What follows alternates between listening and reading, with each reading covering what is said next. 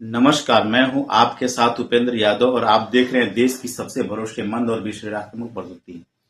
आज बात उस संवैधानिक संस्था की जिस पर टिका है भारत का लोकतंत्र, उसी संस्था की जो तय करती है जनता का जनादेश निष्पक्ष तरीके से सत्ता तक पहुंचे। लेकिन अब उसी चुनाव आयोग की नियुक्ति प्रक्रिया पर देश की सबसे बड़ी अदालत ने बेहद गंभीर सवाल खड़े कर दिए हैं। सुप्रीम कोर्ट ने पूछा है, आखिर स्वतंत्रता का यह दिखावा क्यों? जी हाँ, यह सिर्फ एक सवाल नहीं है, बल्कि भारतीय लोकतंत्र की आत्मा को झकझोर देने वाली टिप्पणी है। मुख्य चुनाव आयुक्त और चुनाव आयुक्तों की नियुक्ति प्रक्रिया को लेकर सुप्रीम कोर्ट ने केंद्र सरकार से तीखे सवाल पूछे और कहा कि यदि यह चयन समिति में सरकार के ही 2 सदस्य हों तो निष्पक्षता केवल एक औपचारिकता बनकर रह जाती है। देश की राजधानी नई दिल्ली में हुई सुनवाई ने राजनीतिक गलियारों से लेकर संवैधानिक विषयों तक हर जगह बहस छेड़ दी है। क्या चुनाव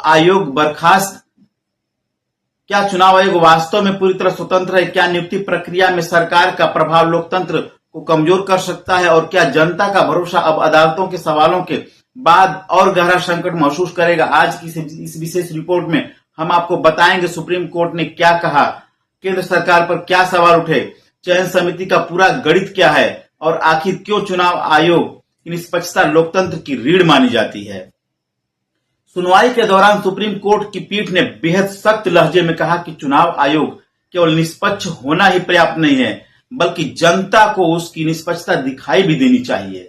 अदालत ने वर्तमान चयन समिति की संरचना पर सवाल उठाते हुए कहा कि जब समिति में प्रधानमंत्री, लोकसभा में विपक्ष के नेता और एक केंद्रीय मंत्री शामिल हो तो सरकार का प्रभाव स्वाभाविक रूप से अधिक रहेगा। कोर्ट ने साफ शब्द में पूछा, क्या कोई केंद्रीय मंत्री प्रधानमंत्री के रुख के खिलाफ जाकर फैसला ले सकता है? यह सवाल सीधे उस व्यवस्था की ओर इशारा करता है जिसमें निर्णय 2 संबंधी 1 के बहुमत से लिया जा सकता है। अर्थात यदि प्रधानमंत्री और केंद्रीय मंत्री एक मत हो तो विपक्ष के नेता की राय केवल औपचारिकता बनकर रह सकती है। यही कारण है कि अदालत ने इसे स्वतंत्रता का दिखावा कहा है। अब आपको बता दें कि फिलहाल चुनाव आयुक्तों की नियुक्ति कैसे होती है। मुख्य चुनाव आयुक्त और अन्य मुख्य चुनाव आयुक्तों की नियुक्ति के लिए बनाई गई चयन समिति में 3 सदस्य होते हैं, प्रधानमंत्री, लोकसभा विपक्ष के नेता और एक कैबिनेट मंत्री। सरकार का यह तर्क है कि यह प्रक्रिया लोकतांत्रिक और संतुलित है, लेकिन याचिकाकर्ताओं का कहना है कि इसमें सरकार का पलड़ा भारी है, इसमें आयोग की स्वतंत्रता प्रभावित हो सकती है। सुप्रीम कोर्ट ने भी इसी बिंदु पर सवाल उठाया कि यदि समिति में 2 सदस्य सरकार से जुड़े हों तो निष्पक्ष निर्णय की उम्मीद कैसे की जा सकती है। सुनवाई के दौरान सुप्रीम कोर्ट ने सीबीआई निदेशक की नियुक्ति प्रक्रिया का उदाहरण भी दिया।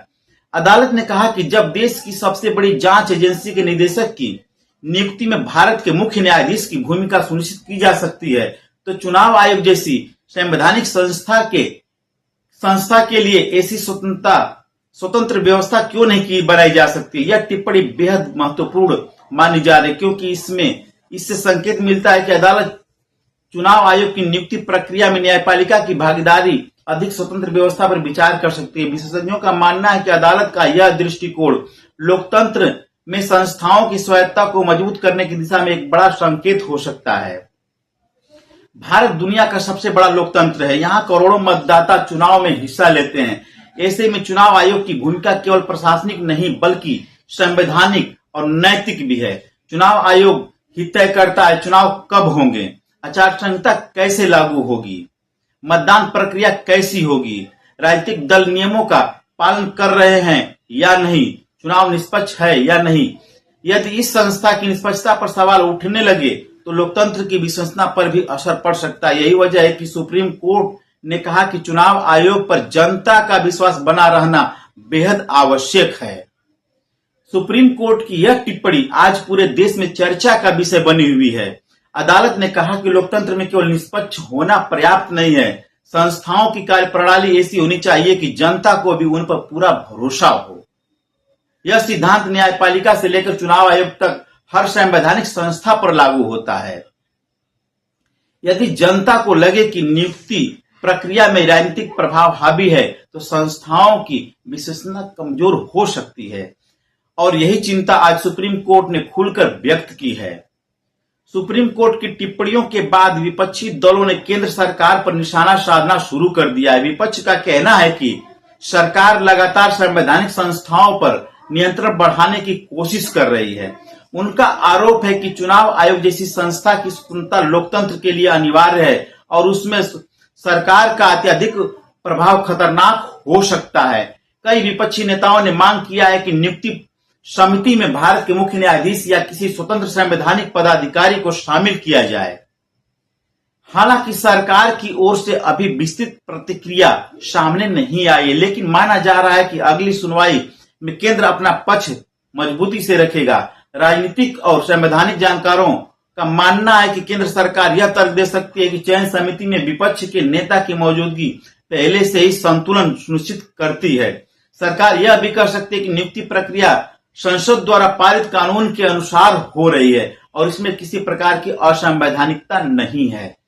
लेकिन सुप्रीम कोर्ट की टिप्पणियां यह संकेत देती हैं कि अदालत केवल कानूनी वैधता नहीं बल्कि संस्थागत निष्पक्षता और जन विश्वास को भी अहम मान रही है। अब सबसे बड़ा सवाल यही है कि क्या सुप्रीम कोर्ट इस प्रक्रिया में बदलाव का निर्देश दे सकती है। संवैधानिक विशेषज्ञों का मानना है कि अदालत सरकार से जवाब मांगने के बाद कुछ महत्वपूर्ण सुझाव दे सकती है। संभव है कि भविष्य में चयन समिति की संरचना में बदलाव की चर्चा तेज हो जाए। कुछ विशेषज्ञ यह भी मानते हैं कि यदि न्यायपालिका की भूमिका बढ़ती है तो इसे संस्थागत संतुलन मजबूत हो सकता है।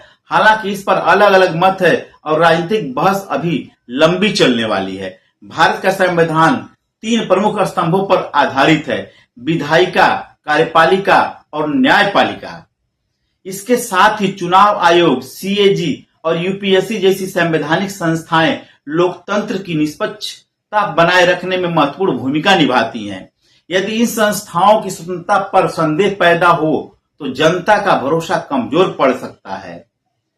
सुप्रीम कोर्ट की टिप्पणी इसी मूल चिंता को सामने लाती है। अदालत का संदेश साफ है: लोकतंत्र केवल चुनाव कराने से नहीं चलता बल्कि चुनाव प्रक्रिया पर जनता के अटूट विश्वास से चलता है। आज आम लोगों के मन में भी कई सवाल उठ रहे हैं। क्या चुनाव आयोग पूरी तरह स्वतंत्र है? क्या सरकार का प्रभाव नियुक्तियों में दिखाई देता है? क्या लोकतंत्र को मजबूत बनाने के लिए नई व्यवस्था की जरूरत है? सोशल मीडिया पर भी इस मुद्दे को लेकर जबरदस्त बहस छिड़ी हुई है। कुछ लोग सुप्रीम कोर्ट की टिप्पणी को लोकतंत्र की सुरक्षा की दिशा में बड़ा कदम बता रहे हैं, तो कुछ इसे न्यायपालिका और कार्यपालिका के बीच टकराव के रूप में देख रहे हैं। लेकिन एक बात तय है, यह मुद्दा आने वाले दिनों में देश की राजनीति और संवैधानिक बहस का बड़ा केंद्र बनने वाला है। भारत जैसे विशाल लोकतंत्र में चुनाव आयोग की भूमिका अत्यंत महत्वपूर्ण है। जब करोड़ों लोग वोट डालते हैं तो उन्हें यह विश्वास होना चाहिए कि उनका मत निष्पक्ष तरीके से गिना जाएगा और सत्ता परिवर्तन पूरी पारदर्शिता के साथ होगी। यही कारण है कि सुप्रीम कोर्ट ने कहा कि चुनाव आयोग पर जनता का विश्वास बनाए रखना अनिवार्य है। यदि संस्थाओं की निष्पक्षता पर सवाल उठने लगे तो लोकतंत्र कमजोर हो सकता है और शायद यही वजह है कि अदालत ने इसे सख्त टिप्पणी करते हुए पूछा, आखिर स्वतंत्रता का यह दिखावा क्यों? राजनीतिक विश्लेषकों का मानना है कि यह मामला केवल चुनाव आयुक्तों की नियुक्ति तक सीमित नहीं रहेगा। यह बहस अब संवैधानिक संस्थाओं की स्वायत्तता, सरकार की भूमिका और लोकतांत्रिक संतुलन तक पहुंच चुकी है।